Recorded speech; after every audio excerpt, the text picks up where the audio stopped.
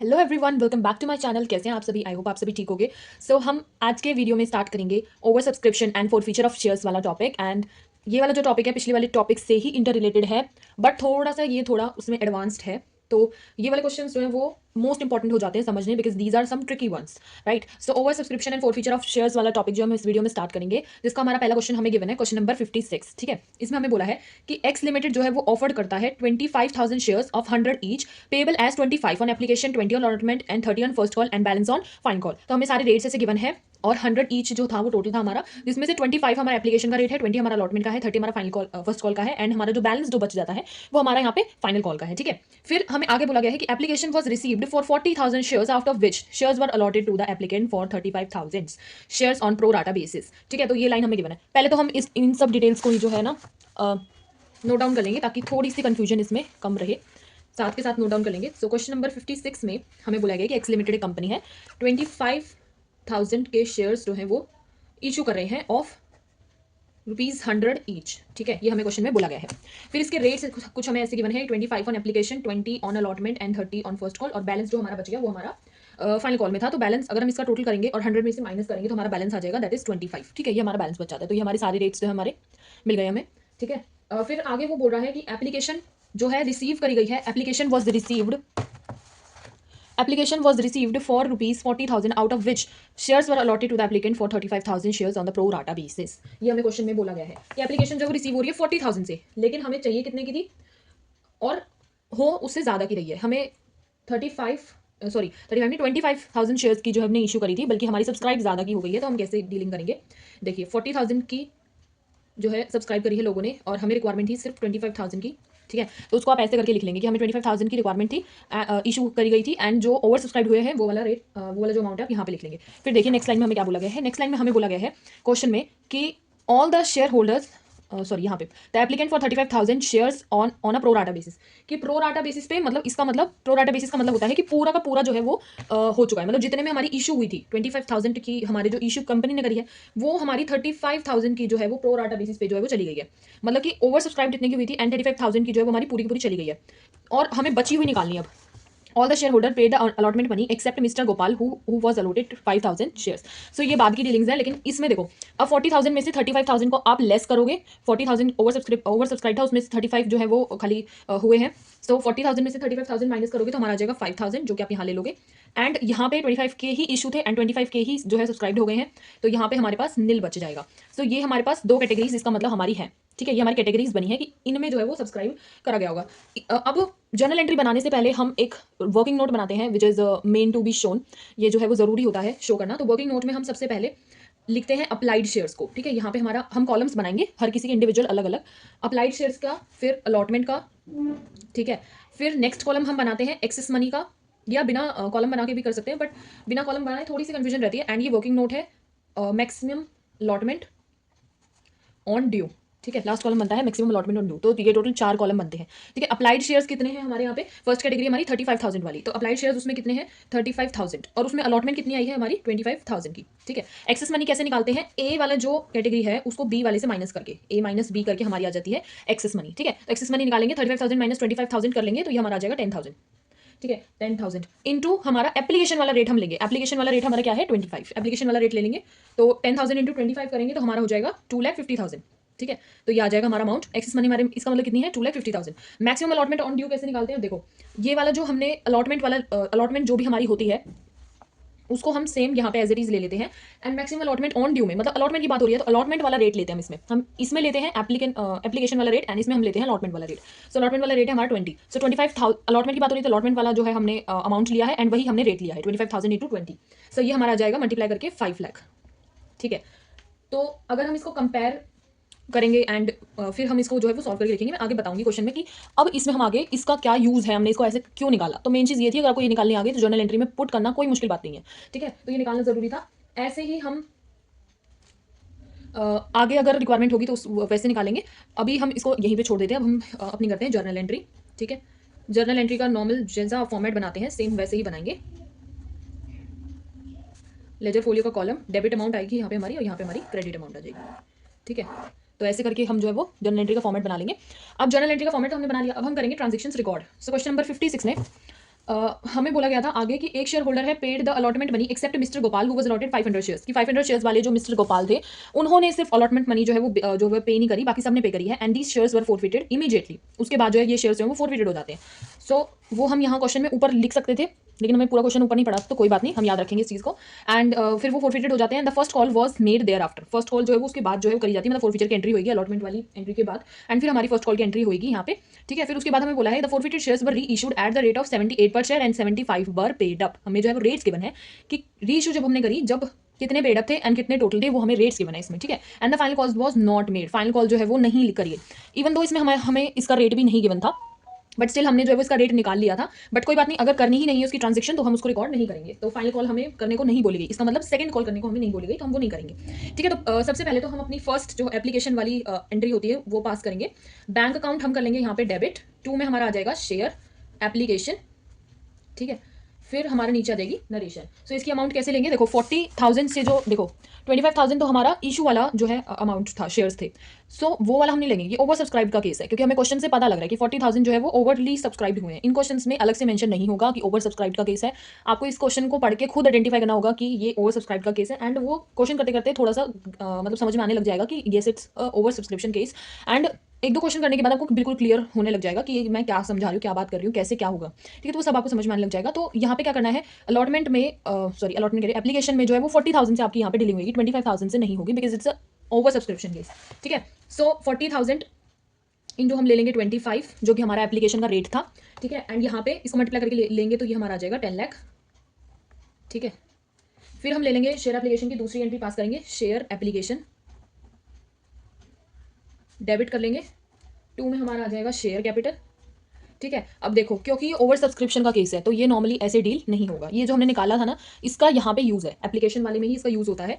तो 2 बैंक करके एक और एंट्री आएगी एंड 2 शेयर अलॉटमेंट करके एक और एंट्री आएगी, because it's a over subscription case. And over subscription वाले केस में ये एंट्री ऐसे पास होती है। अब मैं बताती हूँ कि इसमें अमाउंट कैसे लिखोगे। ठीक है, तो जो हमने ये ऊपर अमाउंट निकाली थी ना, ये एवं नहीं निकाली थी, इसका मेन रीज़न था, देखो कैसे। अब शेयर एप्लीकेशन में तो यही अमाउंट आ जाएगी जो हमने 40,000 इंटू 25 रेट वाली करी थी, इसमें तो यही सेम आएगा एज इट इज जैसे हम लेते हुए चल रहे हैं। बट शेयर कैपिटल में क्या आएगा, शेयर कैपिटल में आएगा हमारे इशूड शेयर वाली। तो इशूड शेयर हमारे कितने थे क्वेश्चन में, 25,000 इंटू हमारी एप्लीकेशन की रेट है 25,000 इंटू 25 करोगे तो हमारा आ जाएगा 6,25,000 शेयर कैपिटल वाला भी डन। नेक्स्ट हमारा आएगा बैंक में। बैंक में कैसे लिखोगे, बैंक में लिखा जाएगा हमारा पहले तो शेयर अलॉटमेंट में लिखेंगे हम। ठीक है, शेयर अलॉटमेंट वाली हमने जो है अमाउंट निकाली थी वो यहाँ पे निकाली थी, देखो 5 लाख यहाँ पे जो है वो बड़ा है एंड 2,50,000 हमारा यहाँ पे छोटा है। तो जो अमाउंट छोटी होगी वो वाली अमाउंट जो है वो शेयर अलॉटमेंट में लिखी जाएगी। यहाँ पे ये वाली जो एंट्री आप पास करोगे ना इसमें छोटी जो अमाउंट होगी वो यहाँ पे लिखी जाएगी, या तो वो एक्सेस मनी की छोटी होगी या फिर वो मैक्सिमम अलॉटमेंट ऑन ड्यू की छोटी होगी। बट ज़्यादातर केसेस में एक्सेस मनी वाली जो है वो छोटी होती है, तो एक्सेस मनी वाली ज़्यादातर इसके ऐसे केसेस में आती है। सो 2,50,000 तो हमारी आ जाएगी शेयर अलॉटमेंट में। एंड आपको यहाँ पे आप मेंशन भी कर सकते हो कि ये कैसे निकली, क्योंकि हमने यहाँ पे निकाली थी 10,000 इंटू 25 करके, तो ऐसे करके ये आई, आप इसमें मेंशन करके दिखा सकते हो। ठीक है, फिर बैंक में कैसे आएगी, बैंक में आएगी हमारी लास्ट वाली, ये वाली जो दूसरी कैटेगरी थी। ये फर्स्ट कैटेगरी तो हमने यहाँ पे सॉल्व करी थी, दूसरी कैटेगरी की जो है वो अलॉटमेंट जो है वो नील थी। ठीक है, इसका मतलब 0 थी, तो 5,000 हमारे कहाँ जाएंगे, वो हमारे बैंक में आएंगे इसका मतलब। सो 5,000 इंटू हमारा जो एप्लीकेशन का रेट है दैट इज 25,000, 5,000 इंटू 25 हम करेंगे वो हमारा बैंक में आएगा 1,25,000। इसलिए क्वेश्चंस में ऐसे कैटेगरीज गिवन होती हैं, हमें ये कैटेगरी बनानी सीखनी होती है, क्वेश्चन में से देखकर आइडेंटिफाई करनी होती है। एंड फिर जब हम ये कैटेगरी बनाना सीख जाते हैं फिर ये वाली ट्रांजेक्शन जो है वो रिकॉर्ड करनी आसान हो जाती है। ठीक है, तो हार्डली यहाँ पे या तो 2 कैटेगरी किसी क्वेश्चन, हार्डली जो है वो ज़्यादातर क्वेश्चन में जो है वो 2 कैटेगरी बनती है, लेकिन किसी किसी क्वेश्चन में जो ज़्यादा लेंथी क्वेश्चन होता है उसमें 3 कैटेगरीज मैक्स टू मैक्स बनती हैं। सो ऐसे कुछ करके कैटेगरीज जो है वो क्वेश्चन में गिवन होती हैं। ठीक है, तो ये हो गया। एंड नेक्स्ट हमारी एंट्री आ जाएगी शेयर अलॉटमेंट की, क्योंकि शेयर एप्लीकेशन की हमने सारी एंट्री पास डाउन कर दी है, तो हमारी एंट्री आ जाएगी शेयर अलॉटमेंट की। तो शेयर अलॉटमेंट हो जाएगा हमारे यहाँ पे डेबिट टू शेयर कैपिटल। ठीक है, फिर हमारे नीचे आ जाएगी नरेशन। तो ये कैसे आ जाएगा 25,000 इंटू 20। अब देखो यहाँ पे आप ये कहोगे कि ऊपर तो हमने 40,000 लिया था, इंटू 25 लिया था, फिर हमने यहाँ पे क्यों लिया 25,000। वो सिर्फ जो ओवर सब्सक्राइब वाला केस है वो हमने यहाँ पे डील कर लिया कि ओवर सब्सक्राइब हुआ था एंड उसकी जो भी ट्रांजेक्शन वगैरह थी वो शेयर एप्लीकेशन के टाइम पे हमने कर ली। ओवर सब्सक्राइब का सिर्फ यहाँ तक ही चलता है, फिर उसके बाद हमारा जो है वो जो इशू वाला जो शेयर्स होते हैं सिर्फ वही चलेंगे। 25,000 इंटू 20 हमारा जो अलॉटमेंट के टाइम पे चलेगा। तो ये हो जाएगा हमारा 5 लाख मल्टीप्लाई करके एंड सेम यहाँ पे आ जाएगा। ठीक है, तो ये हो जाएगी शेयर अलॉटमेंट की फर्स्ट एंट्री। अब हम इसकी पास करेंगे सेकेंड एंट्री।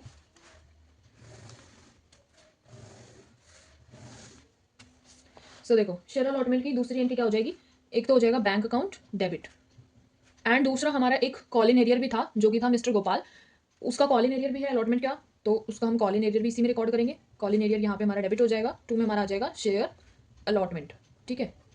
फिर नीचे आ जाएगी हमारी नरेशन। शेयर अलॉटमेंट पे तो हमारी सेम अमाउंट आ जाएगी 5 लाख, जो कि हमने पिछली ट्रांजेक्शन में निकाली है 25,000 इंटू 20 करके।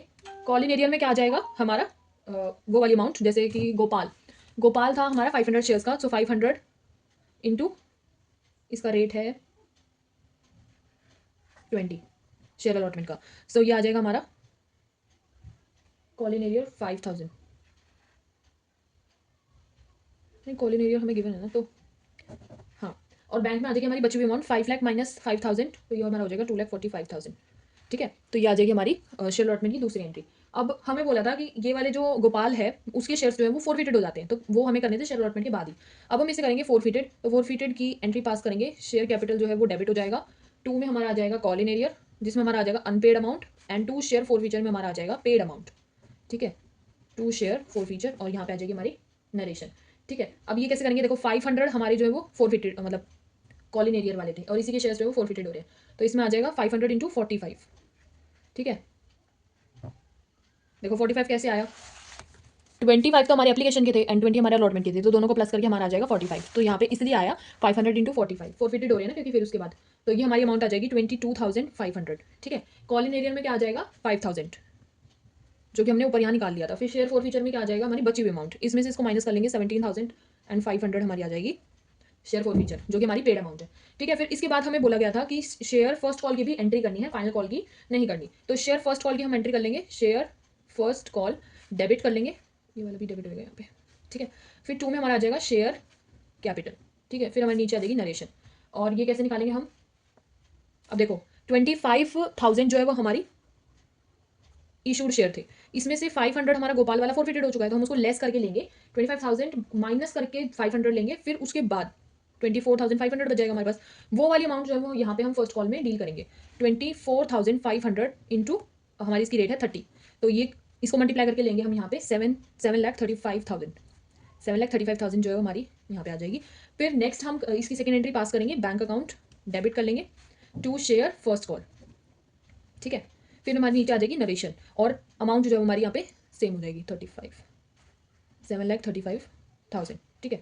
फिर हमें बोला था कि री इशू की एंट्री भी पास करनी है, तो री इशू की होगी तो ट्रांसफर की भी इसका मतलब एंट्री पास होगी, लेकिन हम पहले री इशू की एंट्री पास करेंगे। री इशू की एंट्री पास करने के लिए फाइनल कॉल की तो हमें मना कर दिया गया था कि वो पास नहीं करनी, ठीक है, तो वो हम स्किप करेंगे।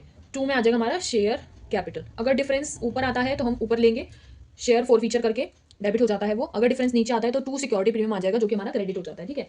तो अब री इशू भी उसी के शेयर्स हो रहे हैं, 500 इंटू हमें रेट गिवन है री इशू का, देखो हमें क्वेश्चन में रेट गिवन है री इशू का, हमें बोला है कि द फोरफिटेड शेयर्स वर री इशूड एट द रेट 78 पर share, and at the rate के साइड वाला जो है वो हमारा रेट होता है जो कि हमारा बैंक में आता है, एंड दूसरा हमें पेड अप के साथ वाला रेट गिवन है 75, ठीक है। तो वो तो हमारे यहाँ पे आ जाएगा 78, एंड 75 वाला हमारा शेयर कैपिटल में आ जाएगा 500 इंटू 75, ठीक है। तो डिफरेंस तो हमें साफ साफ पता लग रहा है कि नीचे बच रहा है, तो 2 सिक्योरिटी प्रीमियम जो है वो हमारा यहाँ पे आ जाएगा बचा हुआ क्रेडिट में, ठीक है। तो 500 इंटू 78 करोगे तो हमारा आ जाएगा 39,000, 500 इंटू 75 करोगे तो हमारा आ जाएगा मल्टीप्लाई करके 37,500, एंड बचा हमारा अमाउंट आ जाएगा यहाँ पे 3 का डिफरेंस आ रहा है 78 माइनस 75 हो जाएगा 3, 500 इंटू 3 करेंगे तो हमारा आ जाएगा 1,500, ठीक है। तो ये हो गई हमारी री इशू की एंट्री। अब नेक्स्ट एंट्री हमारी पास होगी कैपिटल रिजर्व वाली, मतलब हमारी ट्रांसफर वाली, यहाँ पे हमारी नरेशन आ जाएगी, और वो होगी हमारी शेयर फोरफीचर डेबिट हो जाएंगे, एंड 2 में हमारा आ जाएगा कैपिटल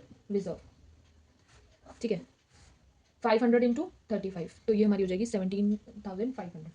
ये सेम उसी फॉर्मूले से निकलेगी जिसमें री इशू अमाउंट ऊपर आती है, नीचे आती है हमारी फोरफिटेड जितने शेयर्स हैं, री इशूड वाले ऊपर आते हैं, फिर नीचे फोरफिटेड वाले आते हैं, मल्टीप्लाई करके वो, लेकिन यहाँ पे देखो जितने हमारे शेयर्स जो है वो फोरफिटेड हो रहे थे 500 वाले, उतने ही री इशू हो रहे हैं, तो इस केस में जो है वो डायरेक्ट निकल जाते हैं, है ना, जितने शेयर्स हो रहे होते हैं फिर हम उनको माइनस कर लेते हैं, तो हमारे 17,500 वाले जो है वो डायरेक्ट निकल गए, ठीक है, माइनस करके, क्योंकि यहाँ पे शेयर फोरफीचर में 17,500 थे तो वही वाले निकले, ठीक है। तो इसी के साथ हमारा हो जाता है क्वेश्चन खत्म। आई होप आपको क्वेश्चन नंबर 56 क्रिस्टल क्लियर हुआ होगा। अगर थोड़ा बहुत भी मतलब इंप्रूवमेंट की जरूरत है तो आगे क्वेश्चंस में जो आपको और क्लियर होंगी चीज़ें, तो do not forget to like share and subscribe to my YouTube channel and hit the bell icon to get the further notifications, and आगे भी मेरे साथ ऐसे ही जुड़े रहिए, ऐसे ही समझते रहिए। Take care, bye bye.